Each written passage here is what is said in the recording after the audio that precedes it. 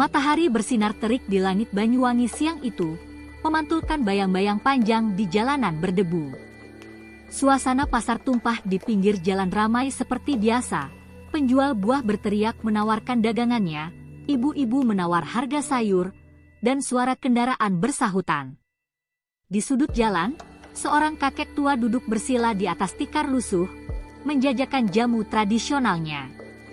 Wajahnya penuh keriput, tetapi senyum lembut tak pernah lepas dari bibirnya saat melayani pembeli. Dengan tangan yang mulai gemetar dimakan usia, ia menuangkan ramuan herbal ke dalam botol kaca, berharap dagangannya cukup laku untuk makan hari itu. Di seberang jalan, seorang polisi bertubuh tegap berjalan dengan dada membusung. Namanya Sarman, seorang petugas yang dikenal angkuh dan kejam. Ia bukan polisi yang menjalankan tugasnya dengan baik, melainkan preman berseragam yang gemar memeras rakyat kecil. Setiap hari, ia berkeliaran di pasar ini, mencari mangsa yang bisa dipalak dengan alasan uang keamanan. Siang itu, matanya menangkap sosok kakek penjual jamu. Alisnya mengernyit, merasa jengkel melihat orang tua itu berjualan di tempat yang dianggapnya sebagai wilayah kekuasaannya. Dengan langkah tegap, Sarman mendekati sang kakek, lalu berdiri tegak di hadapannya. Bayangan tubuhnya yang besar menutupi lapak kecil itu, membuat kakek itu mendongak perlahan. "Hei, Pak Tua, kau pikir bisa berjualan di sini tanpa bayar uang keamanan?" Suaranya tajam, penuh kesombongan. Kakek itu tersenyum kecil, lalu menjawab dengan suara lembut, "Nak, aku hanya seorang penjual jamu. Aku tak punya banyak uang. Izinkan aku mencari nafkah." Namun, kata-kata itu tak menggoyahkan hati Sarman. Ia mendengus sinis, lalu meraih botol jamu di hadapannya dan membantingnya ke tanah. Pecahan kaca berserakan, cairan herbal yang berharga bagi sang kakek mengalir di antara debu jalanan. Para pedagang sekitar hanya bisa menunduk, tak berani melawan polisi yang dikenal kejam itu. Mata kakek itu bergetar, bukan karena takut, tapi karena kesedihan mendalam. Tangannya yang tua berusaha memungut pecahan botol, sementara Sarman tertawa puas. Melihat kakek itu masih diam dan tidak memberikan uang sepeser pun, orang-orang di sekitar menundukkan kepala, pura-pura tak melihat kejadian itu. Mereka tahu, melawan Sarman berarti mencari masalah. Tapi tak ada yang tahu bahwa si kakek bukanlah orang biasa. Dengan gerakan perlahan, ia menutup matanya, bibirnya bergerak pelan seolah membisikkan sesuatu kepada angin. Udara di sekitarnya tiba-tiba terasa lebih dingin, meskipun matahari masih bersinar terik. Tak ada yang menyadari, kecuali satu hal, tatapan si kakek kini berubah, bukan lagi penuh ketenangan, tetapi mengandung sesuatu yang lebih dalam.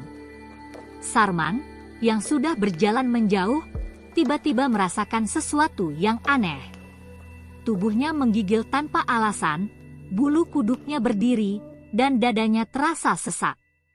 Namun, ia mengabaikannya. Mungkin hanya kepanasan, pikirnya, lalu ia terus melangkah dengan penuh kesombongan.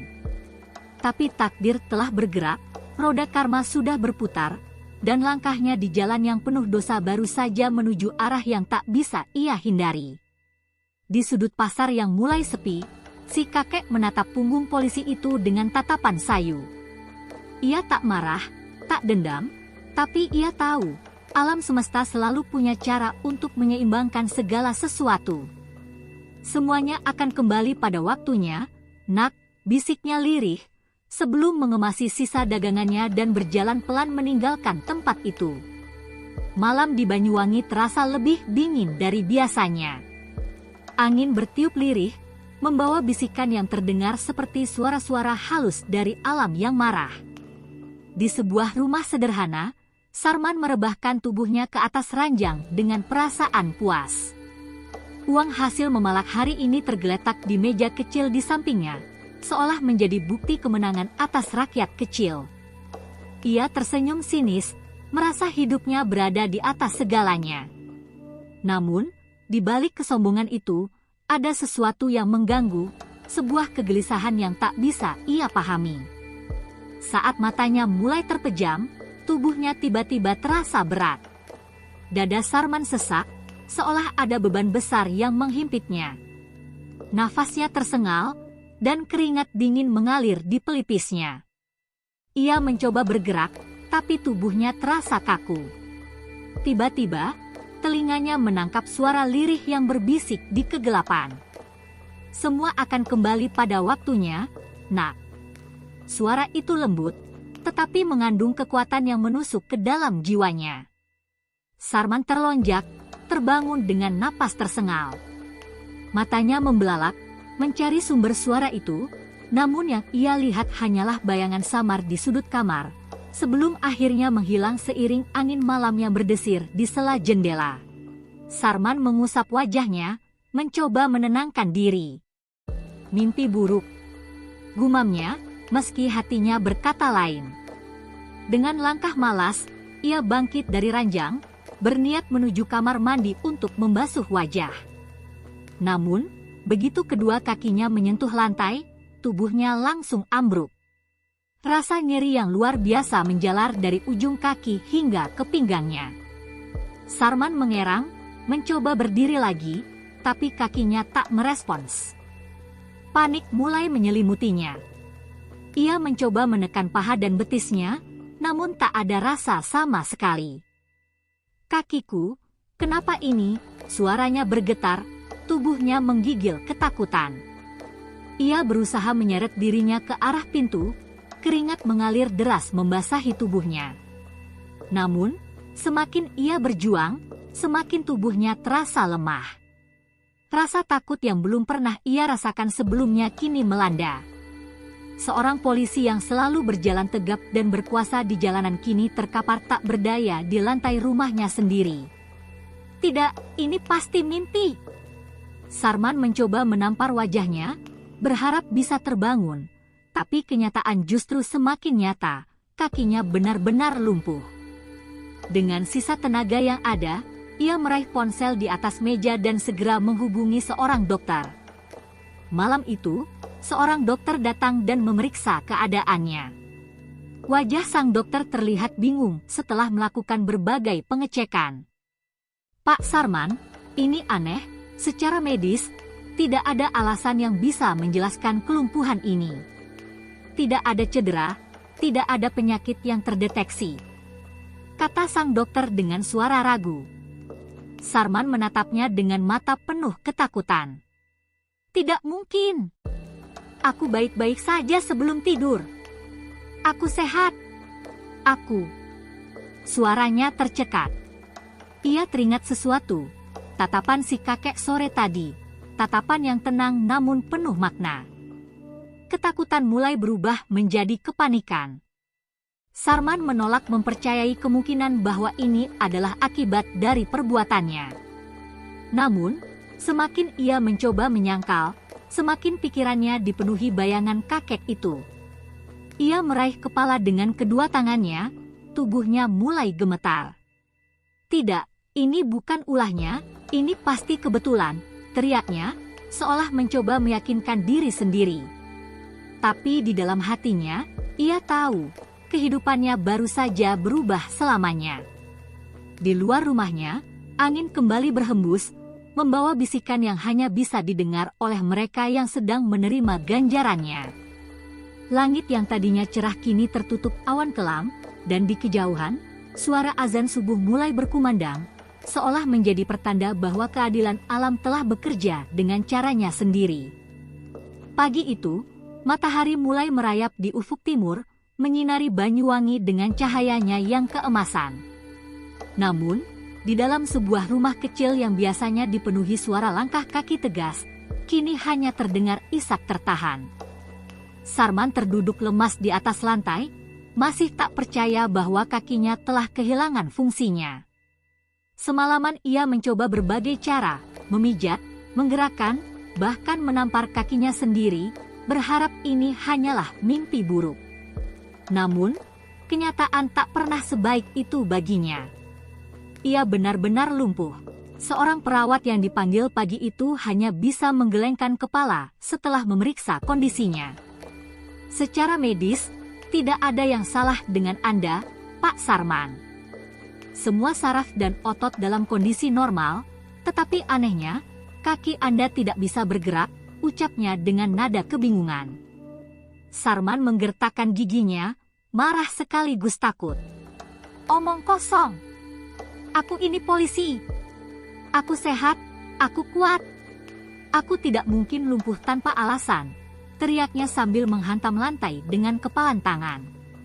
Namun, tangan yang menghantam itu tetap kuat, sementara kakinya tetap mati rasa, tak bereaksi sedikit pun. Dalam keputusasaannya, Sarman akhirnya meminta bantuan seorang dukun terkenal di Banyuwangi. Dukun itu datang dengan tatapan penuh rahasia, seolah sudah mengetahui apa yang terjadi bahkan sebelum diperiksa. Ia meraba kedua kaki Sarman, menggumamkan sesuatu dalam bahasa kuno, lalu menghela napas berat. Ini bukan penyakit biasa, Pak. Ini adalah hukuman, katanya lirih. Sarman menatapnya dengan mata membelalak. Hukuman? Omong kosong apa ini, bentaknya. Dukun itu hanya tersenyum tipis, lalu menatap Sarman dengan mata yang seakan menembus jiwanya. Kau telah menzalimi seseorang yang tak seharusnya kau sentuh. Seseorang yang hidupnya penuh kesabaran, tetapi memiliki kekuatan yang tak terlihat oleh mata biasa. Kau mengambil haknya, merampas miliknya, dan sekarang, alam mengembalikan semuanya padamu. Suara dukun itu terdengar seperti palu godam yang menghantam dada Sarman. Seketika, ingatan tentang kakek penjual jamu itu kembali memenuhi benaknya. Sarman mulai gemetar. Tidak mungkin hanya karena aku mengambil uang recehan dari seorang kakek tua, aku harus mengalami ini. Suaranya terdengar lebih seperti permohonan daripada sanggahan. Dukun itu tetap tenang, lalu berdiri. Semua perbuatan ada balasannya. Kau telah mengambil langkah di jalan yang salah terlalu lama. Sekarang, kau tak bisa melangkah sama sekali. Kata-kata itu menusuk jantung Sarman lebih dalam daripada belati. Sejak hari itu, hidup Sarman berubah drastis. Jika sebelumnya ia adalah seorang polisi yang berjalan dengan sombong di jalanan, kini ia hanya bisa terduduk di kursi roda, tak berdaya. Para rekan kerjanya mulai menjauh, atasannya pun mulai mempertimbangkan untuk mencopot jabatannya. Sarman yang dulu ditakuti, kini hanya menjadi sosok yang dikasihani. Namun, lebih dari segalanya, ia merasa kosong. Seakan semua kekuatan, harga diri, dan kebanggaannya telah direnggut dalam sekejap. Malam demi malam ia habiskan dalam keheningan, memikirkan bagaimana semuanya bisa berubah begitu cepat. Hatinya mulai diliputi penyesalan yang perlahan menggerogoti dirinya. Apakah ini balasan atas semua yang kulakukan? Apakah ini karma yang selama ini kuabaikan? Bisiknya dalam gelap. Untuk pertama kalinya dalam hidupnya, Sarman merasakan ketakutan yang bukan berasal dari orang lain, tetapi dari dirinya sendiri, dari dosa-dosa yang selama ini ia anggap sepele. Di luar rumahnya, angin kembali berhembus lirih, membawa aroma tanah basah sehabis hujan. Jauh di kejauhan, di sebuah sudut pasar yang mulai lengang, seorang kakek penjual jamu duduk dengan tenang. Ia menatap langit yang mulai berwarna keunguan, lalu tersenyum samar. Alam telah bekerja, dan roda karma telah berputar. Malam semakin larut, namun mata Sarman tetap terbuka, menatap kosong langit-langit rumahnya. Sejak kelumpuhan itu menimpanya, hari-harinya dipenuhi dengan keputusasaan dan amarah. Ia yang dulu gagah kini hanya menjadi pria tak berdaya yang bergantung pada orang lain. Setiap kali ia berusaha menyangkal keadaan ini, suara dukun itu kembali terngiang di telinganya. Sekarang, kau tak bisa melangkah sama sekali. Kata-kata itu terus menghantui pikirannya, seolah mengingatkannya bahwa semua ini adalah akibat dari kesalahannya sendiri. Di luar rumahnya, angin berhembus dingin, membawa suara azan subuh yang menggema dari kejauhan. Sarman menoleh ke arah jendela, menatap gelapnya langit yang perlahan berubah kebiruan. Selama ini, suara azan tak pernah benar-benar ia dengarkan. Ia lebih sering sibuk dengan urusannya sendiri, terlalu tenggelam dalam keserakahan dan kekuasaan. Namun, kali ini suara itu terasa berbeda, menyentuh sesuatu di dalam dirinya yang sudah lama ia abaikan. Perlahan, bulir-bulir air mata turun dari sudut matanya. Apakah ini caramu menegurku, Tuhan? Siangnya, seorang rekan sesama polisi datang menjenguknya. Namun, alih-alih empati, tatapan pria itu dipenuhi rasa iba yang membuat hati Sarman semakin hancur. Sarman, kau harus menerima kenyataan. Mungkin ini waktunya kau pensiun dan istirahat di rumah, kata pria itu hati-hati. Sarman menggertakkan giginya, ingin berteriak, ingin menolak kenyataan ini, tapi ia tahu bahwa rekannya tidak salah. Tanpa kaki yang bisa berfungsi, ia bukan lagi seorang polisi. Ia bukan lagi orang yang ditakuti. Setelah rekannya pergi, Sarman hanya terduduk diam di kursi rodanya. Tak ada lagi tawa sombong atau langkah tegas yang menggema di jalanan. Ia menatap bayangannya sendiri di kaca, melihat seseorang yang nyaris tak ia kenali. Seorang pria yang dulu merasa memiliki segalanya, kini tak lebih dari seorang manusia yang kehilangan segala hal yang berharga dalam hidupnya. Untuk pertama kalinya, ia merasakan apa yang dirasakan oleh orang-orang yang pernah ia sakiti, rasa tak berdaya, rasa terhina, rasa ditinggalkan. Dengan hati yang semakin berat, ia mengingat kembali sosok kakek penjual jamu itu.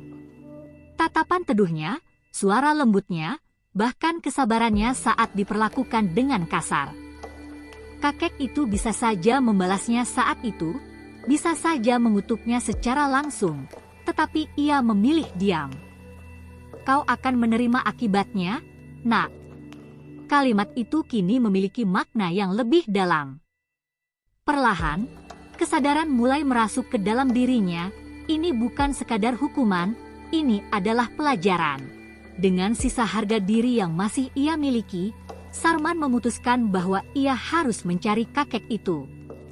Ia ingin meminta maaf, bukan untuk berharap kesembuhan, tetapi untuk menebus kesalahan yang selama ini ia anggap kecil. Dengan bantuan seorang tetangganya, ia berkeliling pasar, mencari sosok kakek itu. Namun, yang ia temui hanyalah tempat kosong. Para pedagang sekitar mengatakan bahwa kakek itu telah pergi beberapa hari setelah kejadian itu, tanpa meninggalkan jejak. Sarman merasa dadanya semakin sesak. Bagaimana jika ia tak pernah memiliki kesempatan untuk meminta maaf? Bagaimana jika kakek itu telah pergi selamanya, meninggalkannya dengan penyesalan yang tak bisa ditebus? Ia menatap tempat di mana kakek itu biasa duduk, membayangkan hari itu, saat ia dengan angkuh merampas hak seseorang yang hanya ingin mencari nafkah. Hatinya mencengkeram rasa bersalah yang begitu besar. Angin sore kembali berhembus, membelai wajahnya yang penuh kekecewaan pada dirinya sendiri. Ia menundukkan kepala, meremas tangannya di atas pangkuan.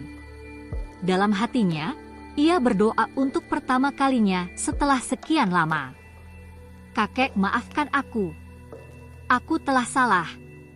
Aku tidak meminta kesembuhan, aku hanya ingin kau tahu, aku menyesal. Suaranya lirih, nyaris tertelan angin. Tapi jauh di lubuk hatinya, ia berharap, entah dimanapun kakek itu berada, kata-kata itu bisa sampai kepadanya. Hari-hari berlalu, tetapi penyesalan di hati Sarman tidak kunjung surut. Setiap pagi ia terbangun dengan perasaan hampa, menatap kedua kakinya yang tak lagi bisa bergerak. Ia sudah mencari kakek penjual jamu ke berbagai sudut pasar, namun sosok itu seolah lenyap tanpa jejak. Perasaan bersalah semakin menghimpit dadanya, membawanya ke dalam jurang kesedihan yang semakin dalam. Tidak ada lagi kekuasaan, tidak ada lagi harga diri. Yang tersisa hanyalah seorang pria yang akhirnya menyadari betapa rendahnya ia dulu memperlakukan orang lain. Suatu hari, seorang ibu tua datang ke rumahnya. Wajahnya dipenuhi kerutan, tapi matanya penuh ketulusan. Ia membawa sebotol jamu dalam kantong plastik lusuh. "Aku mendengar tentang kondisimu, Nak," katanya dengan suara lembut. "Kakek itu pernah berkata padaku, jika suatu saat kau datang mencari, aku harus memberimu ini." Sarman terkejut. "Kakek itu? Di mana dia sekarang? Aku ingin bertemu dengannya," tanyanya penuh harap. Namun, ibu tua itu hanya menggeleng pelan. "Dia sudah pergi, entah kemana. Tapi dia meninggalkan pesan untukmu." Sarman menggenggam botol jamu itu dengan tangan gemetar. "Apa pesannya?" bisiknya, hatinya berdegup kencang. Sang ibu tersenyum samar, lalu menatapnya dengan penuh arti. "Kebaikan selalu ada bagi mereka yang benar-benar menyesal dan mau berubah. Roda karma berputar, tapi masih ada kesempatan untuk menebus kesalahan. Minumlah jamu ini, bukan untuk menyembuhkan kakimu, tapi untuk menyembuhkan hatimu." Mata Sarman memanas. Kata-kata itu seolah menelanjangi seluruh isi jiwanya. Ia menatap botol di tangannya, lalu tanpa ragu membuka tutupnya dan meminumnya hingga tetes terakhir. Rasanya pahit, begitu pahit hingga membuat tenggorokannya tercekat. Namun, di balik rasa pahit itu, ada kehangatan yang perlahan menyebar dalam tubuhnya. Ia menutup matanya, membiarkan air mata mengalir tanpa malu. "Aku benar-benar menyesal," gumamnya dalam hati, mengulanginya berulang kali seperti doa. Malam itu, untuk pertama kalinya sejak kelumpuhannya, Sarman tidur dengan tenang. Dalam tidurnya, ia bermimpi. Ia melihat dirinya berdiri di tengah padang rumput hijau yang luas. Di depannya, kakek penjual jamu berdiri dengan senyum lembut, seperti hari pertama kali mereka bertemu. "Nak, kau telah belajar," suara kakek itu menggema di sekelilingnya. Ketika seseorang benar-benar menyesali perbuatannya, alam akan memberikan jalannya. Sarman ingin berbicara, ingin meminta maaf, tetapi kakek itu hanya mengangkat tangannya dengan tenang, seolah meminta Sarman mendengarkan. "Mulailah hidup yang baru. Gunakan hidupmu untuk membantu, bukan menindas. Jangan takut untuk menebus kesalahan. Dan ingatlah, semua masih bisa diperbaiki." Perlahan, tubuh kakek itu memudar, tersapu cahaya keemasan yang menyilaukan. Sarman mengulurkan tangan, ingin menahannya, tetapi sebelum sempat menyentuhnya, ia terbangun. Matanya terbuka, dadanya berdegup kencang. Ia menatap sekeliling kamarnya yang sunyi, merasakan sesuatu yang berbeda. Ada ketenangan dalam hatinya, sesuatu yang sudah lama hilang. Perlahan, ia mencoba menggerakkan kakinya, dan untuk pertama kalinya dalam berbulan-bulan, ia merasakan sesuatu. Jari-jari kakinya berkedut. Air matanya kembali jatuh, tapi kali ini bukan karena putus asa, melainkan karena harapan. Sarman tersenyum samar, lalu berbisik ke dalam gelap, "Terima kasih, Kek. Aku akan menebus semuanya." Malam itu, ia tidak lagi merasa sendirian. Di luar jendela, angin berhembus lembut, seolah membawa restu dari seseorang yang telah pergi, tetapi meninggalkan pelajaran berharga untuknya. Pagi itu, Sarman duduk di tepi tempat tidurnya, menatap kakinya yang perlahan mulai merespons. Perasaan haru bercampur tak percaya menyelimuti hatinya. Semalam ia hanya bisa menggerakkan jari-jari kaki, namun kini ia bisa merasakan betisnya. Meski masih lemah, ada sesuatu yang berbeda, seolah energi kehidupan mulai mengalir kembali dalam dirinya. Ini bukan sekadar keajaiban fisik, tapi juga keajaiban dalam hatinya, lalu mencoba berdiri dengan bertumpu pada ranjangnya. Lututnya gemetar, tetapi untuk pertama kalinya dalam berbulan-bulan, ia tidak langsung terjatuh. matanya berkaca-kaca. "Aku bisa berdiri," bisiknya, nyaris tak percaya. Ia menatap keluar jendela, melihat matahari pagi yang bersinar lembut. Ada harapan baru dalam hidupnya, sebuah kesempatan untuk memperbaiki segalanya. Hari itu, dengan bantuan seorang tetangga, Sarman memutuskan untuk keluar rumah untuk pertama kalinya sejak kelumpuhannya. Ia menuju pasar tempat kakek penjual jamu biasa berjualan, meskipun ia tahu bahwa sosok itu mungkin sudah tak akan ia temui lagi. Tapi ada sesuatu yang memanggilnya ke sana, sebuah dorongan yang tak bisa ia abaikan. Setibanya di pasar, langkahnya tertatih, namun ia terus berjalan. Para pedagang yang dulu takut kepadanya kini hanya menatapnya dengan heran dan iba. Sarman tidak lagi menjadi sosok yang ditakuti, tetapi seseorang yang tengah berjuang untuk menemukan jalannya kembali. Ia berhenti di tempat kosong yang dulu menjadi lapak kakek itu, menatapnya dengan perasaan yang sulit dijelaskan. Seorang pedagang tua yang mengenalnya menghampiri. "Mencari kakek itu lagi, Pak Sarman?" tanyanya dengan nada lembut. Sarman mengangguk, menelan ludahnya yang terasa pahit. "Dia sudah pergi, ya?" tanyanya pelan. Pedagang itu tersenyum tipis. "Benar. Tapi dia meninggalkan sesuatu untuk Anda." Ia lalu menyerahkan sebuah botol jamu yang sama seperti yang diberikan ibu tua kemarin, beserta secari kertas berisi tulisan tangan yang goyah. Sarman membuka kertas itu dengan tangan gemetar dan membaca pesan di dalamnya.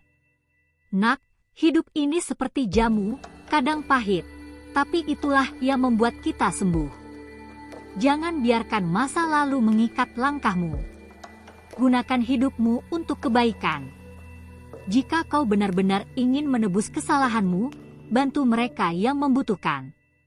Itu satu-satunya cara kau bisa benar-benar berjalan kembali." Air mata menetes di pipinya.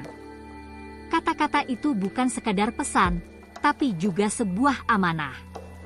Ia menggenggam botol jamu itu erat, lalu mengangguk pelan. Ia tahu apa yang harus ia lakukan. Sejak hari itu, Sarman memutuskan untuk meninggalkan kehidupan lamanya sebagai polisi yang korup. Dengan sisa tabungannya, ia membuka sebuah warung jamu kecil, melayani orang-orang kecil yang dulu ia remehkan.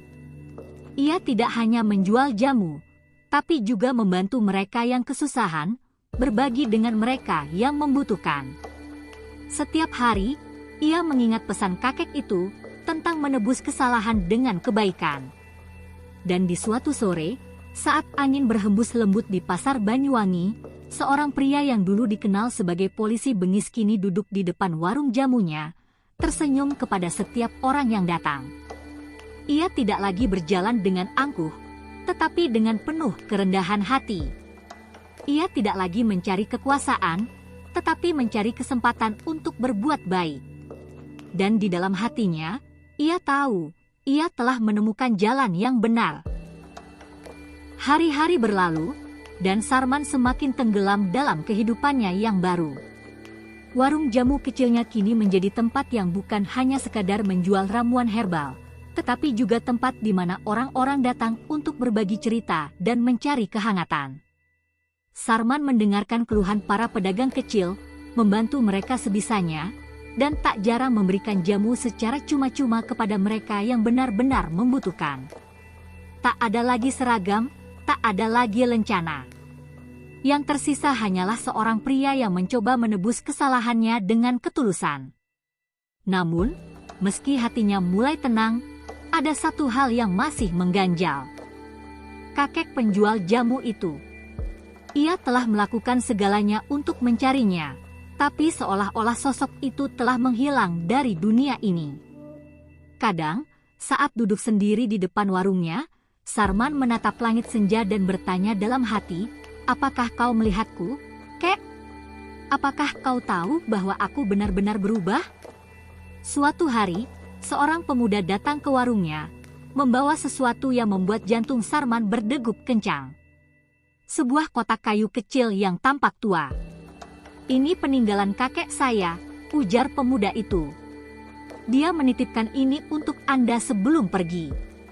Dengan tangan gemetar, Sarman membuka kotak itu dan menemukan sebuah botol jamu terakhir serta secari kertas berisi tulisan yang sangat familiar. Nak, jika kau membaca ini, berarti kau telah memilih jalan yang benar. Aku tidak pernah membencimu, dan aku tidak pernah mengutukmu. Semua ini adalah cara alam mengajarkan kita tentang sebab dan akibat.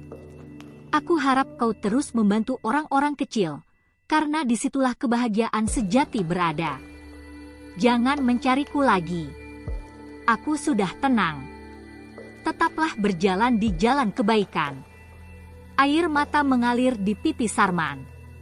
Ia mengepalkan surat itu di dadanya, merasakan kehangatan yang belum pernah ia rasakan sebelumnya. Kakek itu tidak pernah membalasnya dengan kebencian, tetapi dengan pelajaran yang membuatnya menjadi manusia yang lebih baik. Untuk pertama kalinya, ia merasa benar-benar dimaafkan. Sejak hari itu, Sarman tidak lagi mencari kakek itu. Ia tahu bahwa dimanapun kakek itu berada, ia telah meninggalkan warisan yang lebih dari sekadar jamu, warisan kebijaksanaan dan kebaikan yang akan terus Sarman jalankan. Ia memperbesar warungnya, mengajarkan orang-orang tentang ramuan tradisional, dan yang paling penting, ia selalu membantu mereka yang tertindas, seolah menebus semua kesalahannya di masa lalu. Tahun demi tahun berlalu, dan Sarman semakin dikenal bukan sebagai mantan polisi yang kejam, tetapi sebagai pria yang dermawan dan rendah hati. Orang-orang yang dulu membencinya kini menghormatinya, bukan karena takut, tetapi karena kebaikan yang tulus dari hatinya.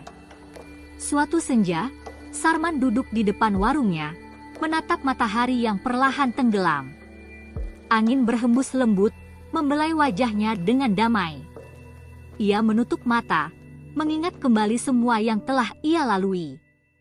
Ia tidak pernah menyangka bahwa hukuman yang dulu ia anggap sebagai kutukan, justru